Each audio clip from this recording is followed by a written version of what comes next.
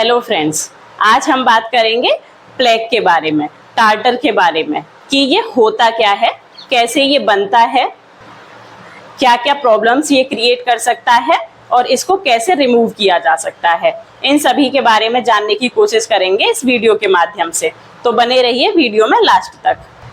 Plague और tartar एक ऐसी प्रॉब्लम है जो डेंटल में सबसे ज्यादा देखी जाती है। दांतों पे पीली पीली एक परत जमी रहती है। पेशेंट समझ नहीं पाते कि ये प्लेग है या फिर टार्टर है और इसको कैसे रिमूव किया जाएगा, क्या ये प्रॉब्लम कर सकता है हमारी बॉडी में।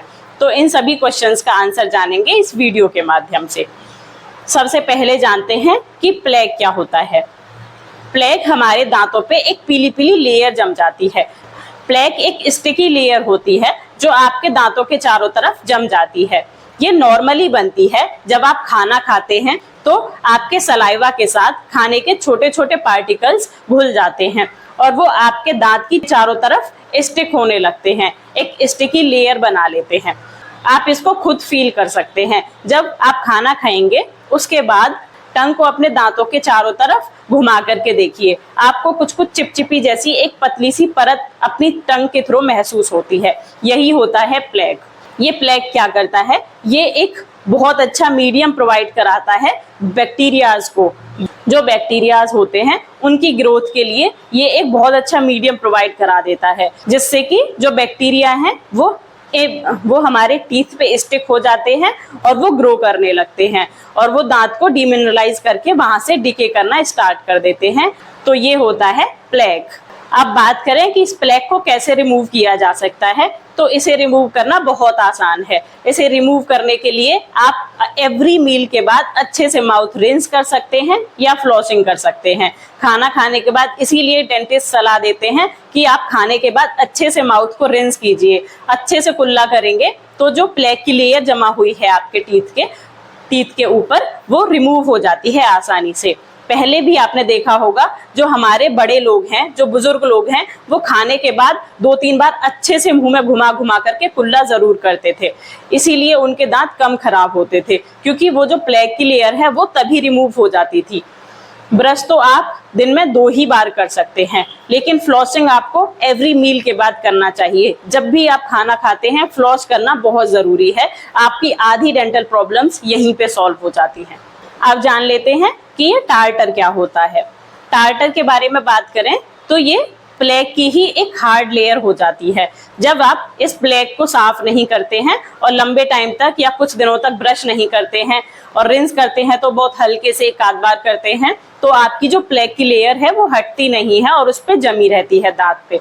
तो इसके बाद जब लगातार आप खाना खाते हैं, लगातार ये लेयर्स इसके ऊपर जमती चली जाती हैं दांत के ऊपर, तो ये थोड़ी हार्ड होने लगती हैं। जो प्लेग है वो इजीली रिमूव हो जाता है, लेकिन जब वो हार्ड हो जाता है, टार्टर में कन्वर्ट हो जाता है, एक पत्थर जैसी परत बना लेता है आपके दांत के ऊपर, तो उसको रिमूव करना बहुत मुश्किल है। उसे आप ब्रश से आसानी से नहीं रिमूव कर पाते हैं। उसको डेंटिस्ट से जाकर के आपको क्लीनिंग के थ्रू यानी कि स्केलिंग के थ्रू ही साफ कराना पड़ता है। फिर भी यदि टार्टर की स्टार्टिंग है तब कुछ प्रोसीजर फॉलो करके आप उसको रिमूव कर सकते हैं। कैसे करेंगे? आपको नॉर्मली सॉफ्ट ब्रश का यूज करना होता है। अक्सर हम सॉफ्ट ब्रश की एडवाइस करते हैं, लेकिन जब आपको टार्टर जमा हुआ है आपके दांतों पे तो आपको मीडियम टू हार्ड ब्रश लेना होता है। उसको लेकर के प्रॉपर ब्रशिंग टेक्निक फॉलो करके आपको ब्रश करना होता है अपने दांतों पे। ऐसा करेंगे तो कुछ ही दिनों में आप देखेंगे कि आपके दांत पे जो टार्टर है वो धीरे धीरे रिमूव होने लगता है। लेकिन ऐसा स्टार्टिंग स्टेज में ही होता है। यदि आपकी स्टेज ज्यादा सीवियर हो जाती है तो आपके जो गम्स हैं वो रिसीड होना स्टार्ट हो जाते हैं, उनका रिसेशन होना स्टार्ट हो जाता है, क्योंकि ये जो टार्टर की परत है इसकी वजह से इसमें बैक्टीरियल ग्रोथ होती है। तो जो हमारा गम है वो टीथ से अच्छे से अडेयर नहीं रह पाता। उसको दांत से पकड़ बनाए रखने के लिए जो मीडियम है वो वीक हो जाता है, जिसकी वजह से वो धीरे धीरे नीचे शिफ्ट होने लगता है और आपके दांत में मूविलिटी आ जाती है, जिसको हम बोलते हैं पायरिया या फिर पेरियोडोंटाइटिस।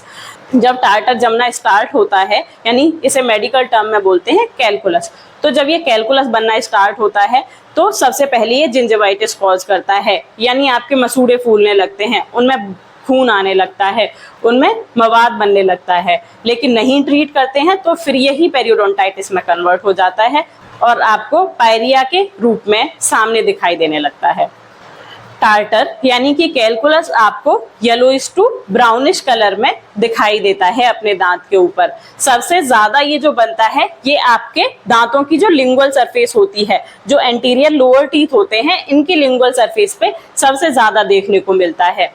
ऐसा इसलिए होता है क्योंकि आपके मुंह में जो सलाइवा बनता है वो इसी एरिया में ज्यादातर इकट्ठा होता है। इसी में इकट्ठे होने की वजह से ये जल्दी से स्मेयर लेयर बना लेता है और थोड़े दिन ब्रश ना करने पर ही, थोड़ी लापरवाही करने पर ही ये कैलकुलस में कन्वर्ट होता चला जाता है। सो यदि कैलकुलस बन गया है और आप उसे ब्रश के थ्रू रिमूव नहीं कर पा रहे हैं, उसको अच्छे से क्लीन नहीं कर पा रहे हैं, तो आपको तुरंत डेंटिस्ट के पास जाना चाहिए और उसको फिलिंग के थ्रू रिमूव करा देना चाहिए, ताकि आपके मसूड़ों की पकड़ दांत से अच्छी बन सके और आपके दांत और मसूड़े हेल्दी रह सके, वो आगे कोई प्रॉब्लम ना क्रिएट करे। ये टार्टर की वजह से मसूड़े शिफ्ट होते हैं और आपके दांत में डिके होना स्टार्ट हो जाता है, कैविटी लगना स्टार्ट हो जाता है।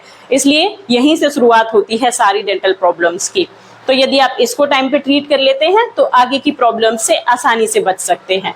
इसी वजह से डेंटिस्ट आपको सलाह देते हैं कि आपको साल में 1 बार या फिर 2 बार तो स्केलिंग जरूर करा लेनी चाहिए। जब कैलकुलस बन जाता है तो उसको इनिशियल स्टेज में यदि हटवा लिया जाता है तो आप बहुत आसानी से अपने दांतों को सेफ रख सकते हैं। तो साल में यदि 2 बार भी या फिर 1 बार भी आप स्केलिंग कराते हैं तो आप डेंटल प्रॉब्लम्स को बहुत हद तक कम कर देते हैं। तो ये था प्लेक एंड टार्टर के बारे में। आई होप आपको वीडियो पसंद आई होगी। यदि वीडियो इन्फॉर्मेटिव लगी हो तो वीडियो को लाइक करके चैनल को सब्सक्राइब कर सकते हैं, ताकि ऐसी ही और इन्फॉर्मेटिव वीडियोस हम आपके लिए लाते रहें। मिलते हैं एक नई वीडियो में, तब तक के लिए धन्यवाद।